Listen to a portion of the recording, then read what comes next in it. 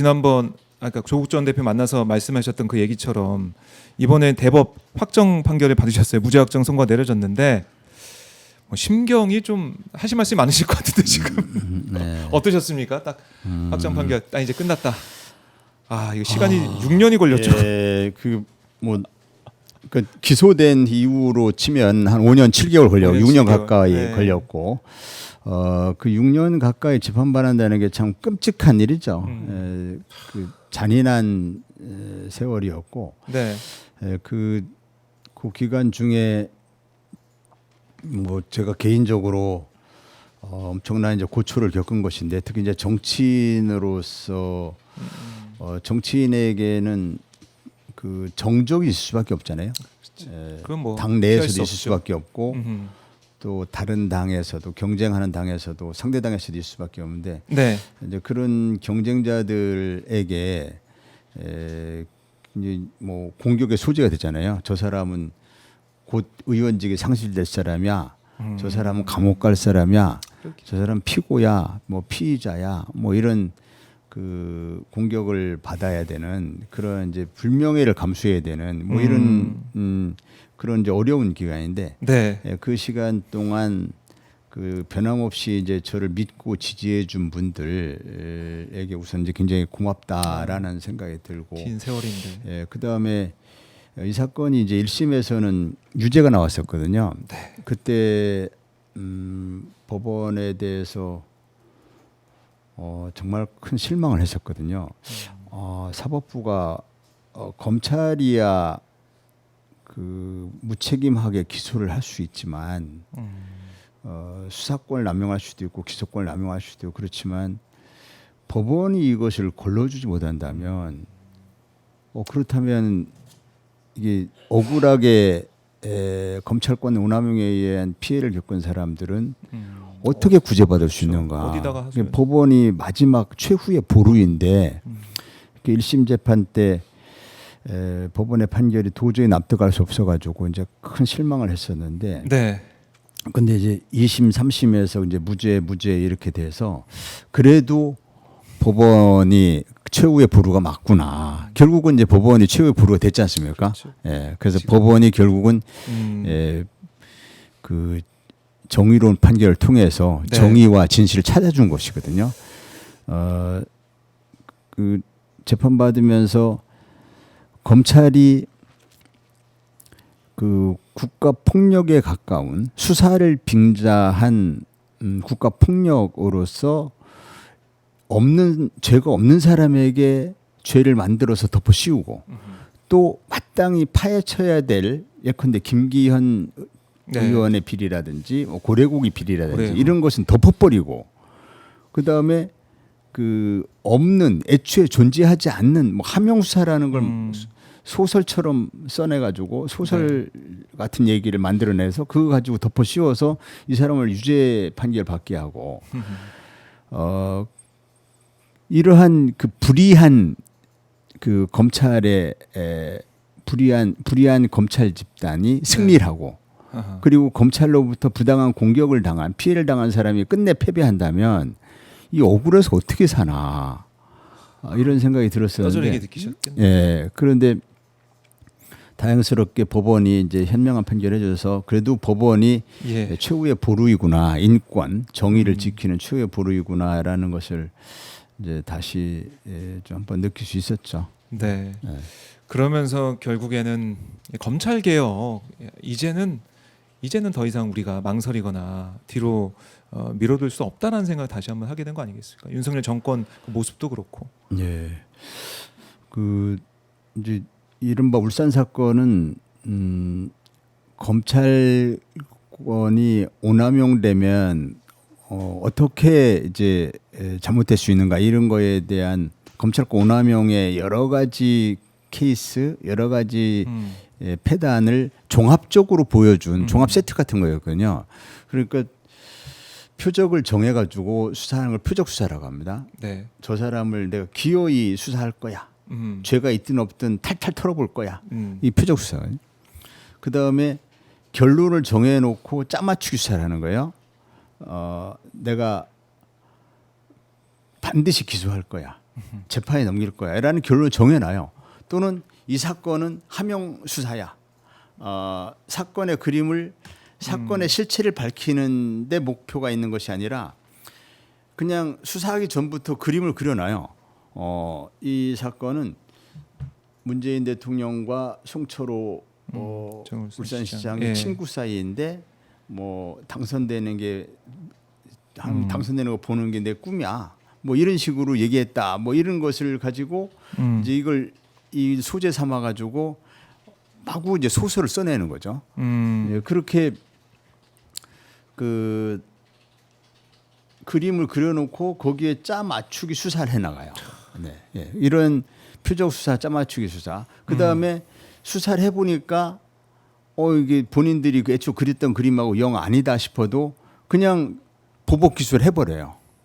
나중에 무죄 나오더라도 무죄 나오면 어쩔 수 없지만 기소해서 6년을 자신들이 그 수사 과정에서 여러 가지 진술을 조작하고 또 그 사람들을 나중에 법정으로 전부 증인으로 불러가지고 온갖 협박을 하거나 또는 이 검사들의 현란한 법기술을 활용해가지고 법원으로 하여금 헷갈리게 만드는 거죠. 이 검사 얘기가 맞을 수도 있겠네. 뭐 이렇게 그 법원으로 하여금 혼동스럽게 만들어서 그래서 법원이 자칫하면 이제 오판을 하기도 하는 거예요. 제1심에서 그랬던 것처럼 이거 유죄가 맞는 것 같은데 하고 오판을 하게 만들어서 그래서 오판이 되면 다행이고 뭐 무죄 나오면 어쩔 수 없지 뭐. 무죄가 뭐 그 법원이 생각이 달라가지고 무죄된 건데 뭐 이렇게 얘기하면 되지 뭐. 그러니까요. 그게 검사들의 마인드라는 그래서 검사들에게 반드시 책임을 물어야 됩니다. 반드시 책임을 물어야 돼요. 저는 이번 사건의 검사들에게 반드시 책임을 물을 건데요. 당시 울산지검에 시작되는데 울산지검 검사장 그다음에 울산지검 사건을 중앙지검으로 가져와서부터 수사를 담당한 중앙지검의 공안부장 이런 사람들이 실무 책임자이고 이걸 뭐 총괄해서 이 수사를 이끌고 기소를 명령하고 한 사람은 윤석열이었거든요.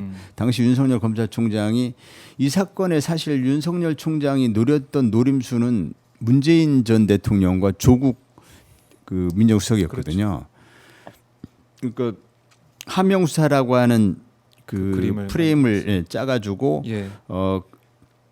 그걸로 이제 이 사건을 기소를 하고 대대적으로 언론 플레이하고 하면 그러면은 그 2020년 총선에서 민주당이 크게 불리할 것이다. 그래서 민주당이 질 것이다. 그러면 검찰 개혁은 무산될 것이다. 이런 거. 그 다음에 그 윤석열은 중앙지검장에서 이제 두 단계를 뛰어넘어서 검찰총장이 되면서 그러면서 이제 망상을 갖게 된 거거든요. 내가 대통령도 될 수 있는 거 아니야? 그리고 이제 주변에서 부추겨가지고 윤석열 대통령을 만들 수 있다. 이제 거칠 것이 없다고 생각한 거죠. 그래서 그 당시에 뭐 대호 프로젝트 하면서 윤석열 대통령만의 프로젝트가 있었다라는 얘기들이 있잖아요. 그렇습니다. 그때 윤석열이 생각한 가장 강력한 자신의 정치적 라이벌을 조국으로 생각한 거죠. 조국을 제거하려고 할 수 있는 거죠. 그다음에 문재인 정부를 막 공격을 하면 문재인 정권에 대한 반대로부터 자신이 영웅으로 이렇게 평가받을 수 있는 거죠. 영웅으로 들을 수 있겠구나.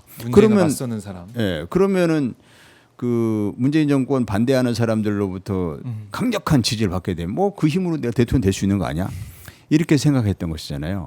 그래서 그러한 그 윤석열과 그 윤석열의 지시를 받아서 그 실행에 옮긴 그 검사들, 정치 검사들 이 사람들을 반드시 책임을 물어야 되죠. 그러네. 아직도 이제 갈 길이 머네요. 여기에 대한 단죄가 꼭 있어야 된다라는 거고. 그러다 보니까 이제 검찰 개혁, 뭐 조국 전 대표의 수사, 가족을 다 이제 수사했던 그런 모습과 또 의원님의 이 사건과 그다음 뭐 수없이 많은 예가 있습니다. 검찰 개혁의 필요성은 뭐 아무리 강조해도 참 지나침이 없는 그런 상황들인데 이번에는 해낼 수 있겠죠? 어떻게 보십니까? 이번에 검찰 개혁은 그 이렇게 하늘이 돕는 것 같은 느낌이 들더라고요. 그래서 사실 지금까지 제가 검찰 개혁을 뭐 주장해온 역사를 보면 뭐 한 20년도 넘었어요. 그런데 이번에는 좀 하늘의 기운, 정말 뭐 우주의 기운이 이 모아지는 느낌이 드는데 예. 가장 큰 1등 공신은 이제 윤석열이죠. 윤석열이 이제 검찰총장 예. 시절 또 대통령 시절 이렇게 이 검찰권이 어떻게 남용될 수 있는지를 이제 윤석열이 보여줬거든요.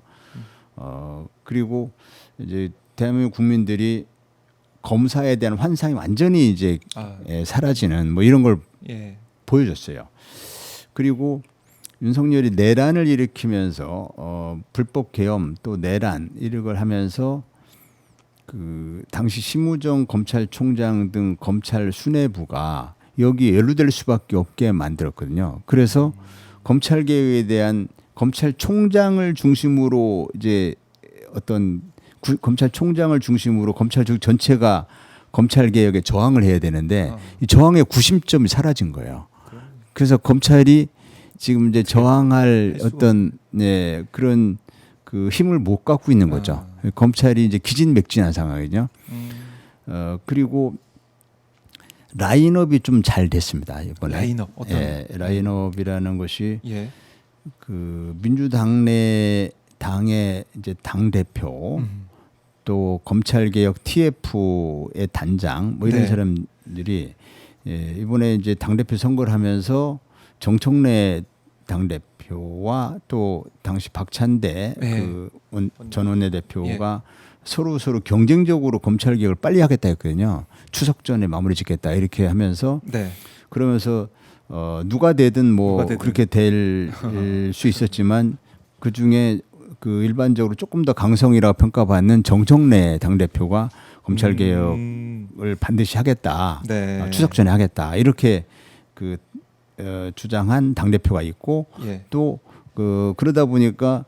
제가 볼 때 민주당 내에서 법조인 비법조인을 통틀어서 검찰 개혁에 가장 강성인 가장 좀 철저한 신념이 투철한 그 의원을 몇 분 꼽으라면 민형배, 김용민 이런 분들이거든요. 맞아요. 근데 지금 검찰 개혁 TF의 단장을 맡은 분들이 지금은 민형배 의원이고 지금 그 직전에는 김용민 의원이었어요. 그렇네요. 그래서 그 라인업이 잘 갖춰져 있다. 그리고 정성호 법무장관도 사실 법무장관 취임 전에는 조금 온건한 그런 노선을 보여온 분이어서 그래서 분들도 있었어요. 그래서 검찰 개혁에 대해서 좀 소극적인 입장을 들으면 어떡하나 이렇게 걱정을 많이 하셨는데 법무장관 취임 이후에는 국회에서 결정한 대로 하겠다. 당에서 결정한 대로 하겠다. 이러면서 당과 호흡을 맞추는 그런 모습을 보이고 있고 지금 취임 이후에 보여주는 여러 가지 그 행보를 보면 별로 우려할 일이 아닙니다. 그래서 그 라인업이 잘 갖춰져 있고 저항의 구심점, 저항은 이제 지지부진한 이런 상황이고 또 이미 그 법이 다 만들어져 있고 그 다음에 문재인 정부 때 사실 검찰 개혁에 실패했던 가장 큰 원인은 문재인 정부 출범 후에 적폐청산에 검찰 활용한 수밖에 없었던 그런 시대적 환경 탓도 있거든요. 그런데 지금은 청산해야 될 내란 세력이 있긴 한데 그걸 검찰이 아니라 특검이 해주고 있어요. 이걸 검찰이 하면 이 검찰 개혁에 상당한 걸림돌이 됩니다. 내란 세력 청산 열심히 하고 있는 검찰을 해체하라고. 그렇죠. 못하죠 또. 이게 잘 안 되잖아요. 그런데 지금은 3대 특검 이게 너무 활발하게 수사를 잘 해주고 있어서 그래서 그 검찰이 해체되고 수사와 기소가 분리될 수 있는 아주 천재일우의 기회를 만났다 이렇게 보는 것이죠. 천재일우의 기회를 만났다. 이번에는 절대 실패하지 않는다. 물러서지 절대 않는다. 실패하지 않을 것 같습니다. 알겠습니다. 또 조국혁신당도 열심히 함께. 물론 이제 검찰이라는 집단이 이게 이렇게 호락호락 물러나지는 않을 겁니다. 그 이제 요 검찰 개혁 과정에서 검찰이 가장 강력한 권력 집단이었고 가장 강력한 기득권 카르텔의 중심 축이었는데 그렇게 호락호락 물러서지는 않을 것이고 검찰이 온갖 자신들의 법규를 활용해서 그 디테일에서 악마가 숨어 있게 할 겁니다. 자신의 기득권을 유지하기 위한 온갖 술수를 부릴 거예요. 그래서 그 과정에서 디테일에서 잘못 그 실패를 하면은 검찰 개혁의 취지가 크게 퇴색되는 그런 결과가 될 수도 있거든요. 그거 잘 봐야겠네요. 예, 그래서 그런 부분을 잘 봐야 되지만 대세는 이미 뭐 그 큰 그 변수가 없을 것이다. 저는 이렇게 보는데 네. 디테일을 잘 챙겨봐야 한다 이렇게 보고 있습니다. 그래요. 네. 박지원 의원이 오늘도 한 라디오에 나가가지고 조국혁신당 지선 전에 민주당과 합당의 미래가 있다 이런 말씀을 또 하셨나? 왜 계속 나오는 방송마다 이런 말씀을 하시? 예. 제가 뭐 여쭤봤듯이 예. 여기에 대한 답은 뭐 이미 네네네. 아까 말씀드린 것처럼 네. 민주 진보 진영이 다음 정권에서 그 정권 재창출을 해야 되는데 다음 대선에서 다음 대선 정권 재창출을 해서는 다당제 정치 연합이 정권 재창출의 가능성이 가장 높이고 다당제 정치 연합이 가능한 정치 지형을 위해서 조국 신당이 해야 할 일이 있다. 다시 양당제로 가는 것이 것은 좀 저는 근시안적이다 이렇게 봅니다. 네, 알겠습니다. 이렇게 좀 정리를 해보고요. 아까 뭐 김건희가 오늘 뭐 특검 소환도 이제 받고 있는 그런 시간이기도 한데 윤석열의 지금 모습, 김건희의 모습은 좀 어떻게 보고 계십니까? 평평을 들어보면. 그 윤석열은 좀 어떤 망상에 여전히. 사로잡혀 있다가 내가 검찰권으로 못할 게 없다. 네. 이렇게 검찰권으로 대통령도 이제 됐으니까 사실 윤석열의 집권 과정은 검찰 쿠데타라고 볼 수 있지 않습니까? 검찰 쿠데타의 가장 큰 피해자가 이제 조국 대표였고, 네. 그래서 그런 이제 검찰권으로 정권까지 이제 찬탈할 수 있었던 이제 그런 과정을 이제 윤석열 이제 보여준 거죠. 그렇지만 결국 그 이제 비참한 말로를 맞이하게 됐는데 그 이게 하늘의 그물 천망회해 소위불루라는 그런 그 고사성어가 있는데 하늘의 그물이 좀 엉성한 것 같아도 결국 그 잡을 건 다 잡는다, 놓치지 않는다. 했는데 그게 이제 순리라는 거죠. 순리대로. 하늘의 섭리라는 것인데 윤석열의 그런 그 망상의 말로는 일시적으로는 성공하는 것 같았지만 결국은 이제 실패하는 것이죠. 결국은 비참한 말을 맞이하게 되는데 네. 이것은 그런 망상을 꿈꾸지 않았다면 예컨대 과거의 검사 시절 또는 뭐 부장검사 수준 뭐 이때의 그때는 조금 무리를 해도 그때도 윤석열 검사가 검찰권 오남용한 케이스는 많았지만 그래도 그 피해가 크지 않았어요. 근데 이제 대통령이 되고 나니까 대한민국 전체가 크게 한 30년 전 후퇴해버리는 나라가 망가져버리는 이런 네. 이제 큰 피해를 끼치게 되는데 그래서 그것 때문에 또 본인도 나라도 망가졌지만 본인 인생도 완전히 망가진 것이죠. 그때 좀 검찰권 오남용했던 검사긴 한데 그때 그 검사를 끝으로 조용히 이제 자신의 분수를 알고 자신이 할 일이 뭔지 자신의 분수를 알고 뭐 대권에 나선다든지 이런 일을 벌이지 않았어야 되는데 그런 일을 벌임으로써 이제 본인도 불행해지고 나라도 크게 후퇴하는 네. 그런 이제 잘못된 역사를 만든 것이죠. 지금 윤석열 김건희 부부가 겪는 지금 일련의 과정은 전 사필 규정이다 이렇게 봅니다. 본인들의 망상 또는 본인들의 거짓말 네. 이것으로 국민들을 계속 속이고 국민들을 자신들의 권력욕의 어떤 수단 정도로 생각하는 그런 망상의 결과가 결국 그 심판받은 것이죠. 네. 결국 순리대로 네. 심판이 이루어질 것이다라고 네. 봐야겠습니다. 자, 오늘 황운하 의원과 뭐 다양한 주제 현안에 대해서 말씀을 좀 나눠봤는데요. 자주 좀 오셔가지고 조국혁신당의 당내 상황이나 아니면은 개혁의 과제 여기에 대해서 말씀을 좀 많이 들어봤으면 좋겠습니다, 의원님. 네, 네, 네. 알겠습니다. 가시기 전에 시청자분들께 못다한 말씀 있으면 듣고 마무리하겠습니다. 네, 아까 조금 말씀드렸는데 제가 그 기소된 시점부터 치면 5년 7개월 정도 재판을 받았고 또 검찰이 저에 대한 수사를 시작한 시점부터 보면 뭐 한 7년 5개월 정도 돼서 거의 8년 가까이 되는데 이 긴 시간 동안 저의 무죄를 믿고 변함없이 응원해 주신 네. 오마이뉴스 시청자 여러분들께 정말 감사드리고요. 늦었지만 정의가 승리하고 또 진실이 밝혀진다는 것을 보여드릴 수 있게 돼서 기쁘게 생각합니다. 고맙습니다. 정의가 승리한다, 순리대로 간다. 이걸 의원님의 재판 결과를 보고도 우리가 네. 확인할 수가 있겠네요. 네, 맞습니다. 하나하나 알 수 있는 거고요.